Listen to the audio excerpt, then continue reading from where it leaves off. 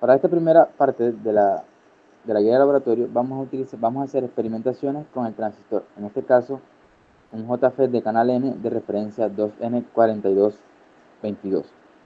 Dentro de la hoja de especificaciones de este transistor encontramos que tiene un voltaje umbral o un voltaje de estrangulamiento de menos 8 volts. Para esta primera simulación aplicaremos un voltaje en las terminales drain source de 5 volts y nos encargaremos de medir la corriente del drenaje para, para ese voltaje drain source, y en este caso contamos con las terminales de fuente y de compuerta cortocircuitadas. Entonces, al realizar la simulación, nos encontramos con este valor de la corriente, la cual es de 24.39 miliamperios.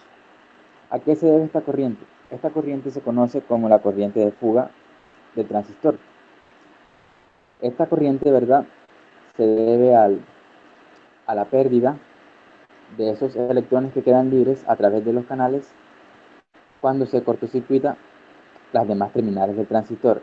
En este caso, el transistor se encuentra apagado porque no tenemos alimentación en la compuerta, pero al tener esta pequeña tensión aquí en el drain, se nos produce esta corriente de fuga con valor de 24 miliamperios. Para nuestro segundo experimento, vamos a conectar nuestra tensión gate source con valores cada vez más negativos para obtener así el voltaje de estrangulamiento del transistor, y mediremos la corriente del drenaje para cada uno de estos valores. En este caso, si aplicamos una entrada de 0 volts en el gate source, vamos a tener la misma corriente de saturación, porque sería igual a tener las terminales de gate y source en cortocircuito. Ahora aplicamos unos voltajes cada vez más negativos.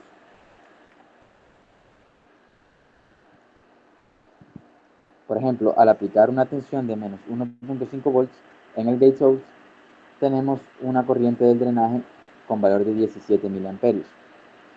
Y cada vez que nos acerquemos al voltaje de estrangulamiento del transistor, dicha corriente se hará mucho más pequeña hasta llegar a cero. En este caso, realizando otro experimento, si aplicamos menos 5 volts en el gate, efectivamente tenemos una corriente mucho más pequeña, en este caso de 4.02 miliamperios. Y si nos acercamos un poco más al voltaje de estrangulamiento, que como dije al comienzo es de menos 8 volts para esta referencia de transistor, para este caso usamos 6.5 volts, tenemos ya una corriente cada vez más pequeña, en este caso de 1 miliamperios, cuando tenemos menos 6.5 volts en la entrada del gate. Y por último, cuando ya aplicamos una tensión igual al voltaje de estrangulamiento, tenemos una corriente de 88.81 picoamperios en el drenaje, una corriente prácticamente nula con un valor muy pequeño de alrededor de 10 a la menos 2. Y por último, si aplicamos un voltaje ya mucho menor al voltaje de estrangulamiento del transistor, Bueno, acá procedemos a ver los parámetros del transistor, a cómo se caracteriza el transistor para poder realizar la polarización del transistor. Establecemos estos parámetros, le damos valores a estos parámetros para hallar la corriente del drain y el voltaje del drain stroke. Acá podemos ver cómo calculamos esos parámetros. Ahora podemos polarizar el transistor en la zona óhmica. Usando la ecuación que presento acá al frente, entonces ya sabiendo el voltaje la corriente que tenemos aquí, vamos a proceder a calcular este parámetro, dándonos este valor. Ya teniendo este valor, lo único que procedería sería reemplazar la ecuación y despejar para poder hallar el voltaje del gate strong. Teniendo el voltaje del gate strong, procedemos a mirar si nuestro transistor está activo. El transistor está activo cuando el gate drop es mayor que el voltaje de estrangulamiento. Acá vemos que sí está activo nuestro transistor. Esto es fundamental para poder polarizar nuestro transistor. Lo que vamos a hacer es establecer estos parámetros para poder encontrar la corriente del drain y el voltaje del drain source. Acá reemplazamos los valores que establecimos y podemos hallar los dos valores que mencioné anteriormente. Ya teniendo estos dos valores, procedemos a polarizar el transistor en zona ómnica. Con esta ecuación planteada acá, nos damos cuenta que este parámetro no lo hemos encontrado. Lo procedemos a encontrar con los valores que ya habíamos establecido anteriormente. Y ya lo único que quedaría en esto sería reemplazar los valores a la ecuación y despejamos la ecuación y así hallamos el voltaje del gate drop, que era el voltaje que no teníamos. Ahora, para demostrar que está activo nuestro transistor, procedemos a decir que el voltaje gate es mayor que el voltaje de estrangulamiento. Y aquí efectivamente podemos comprobar que el voltaje sí es mayor. Procedemos a hallar el voltaje de saturación para comprobar que nuestro transistor sí está trabajando en la zona ómnica. ¿Cómo decimos que está trabajando en la zona ómnica? El voltaje que tenemos acá de drain source con el voltaje del drain en saturación. Debe ser menor para poder darnos cuenta que si está trabajando efectivamente, si está trabajando acá, podemos verlo. Ahora quedaría, hacemos una malla LVK. Acá nos damos cuenta que la corriente del gate es 0, porque esto se caracteriza porque su corriente siempre es 0. Entonces hallamos la resistencia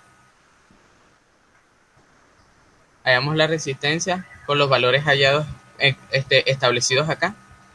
Al encontrar la resistencia, efectivamente nos da 418 ohmios. Ahora determinamos la resistencia del drain. La resistencia del drain, lo que vamos a hacer es reemplazar valores y así darnos la resistencia del drain, que es esta establecida de acá. Y así tendremos toda nuestra resistencia y acá nos queda el circuito. Bueno, ahora a continuación le vamos a hablar sobre lo que viene siendo el barrido de frecuencias que se realiza en el circuito como tal. Y para esto, básicamente lo que vamos a necesitar es un Bode plotter o un diagramador de Bode que nos permita observar cuál es la ganancia que se obtiene en determinadas frecuencias, como vamos a observar a continuación. Por ejemplo, si yo deseara ver la frecuencia con la que se obtiene en este instante con 60 Hz, entonces aquí podemos observar lo que viene siendo que no hay una ganancia como tal, ya que esta configuración, esta polarización de amplificador hace que el JFET se comporte como un elemento resistivo, lineal. Entonces, aquí vamos a observar más detalladamente lo que viene siendo el diagrama de Bode. Vamos a observar.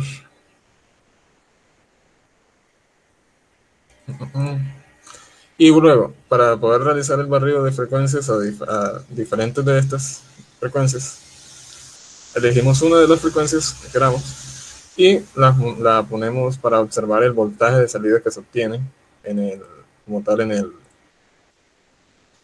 en la salida del circuito, que podemos observar.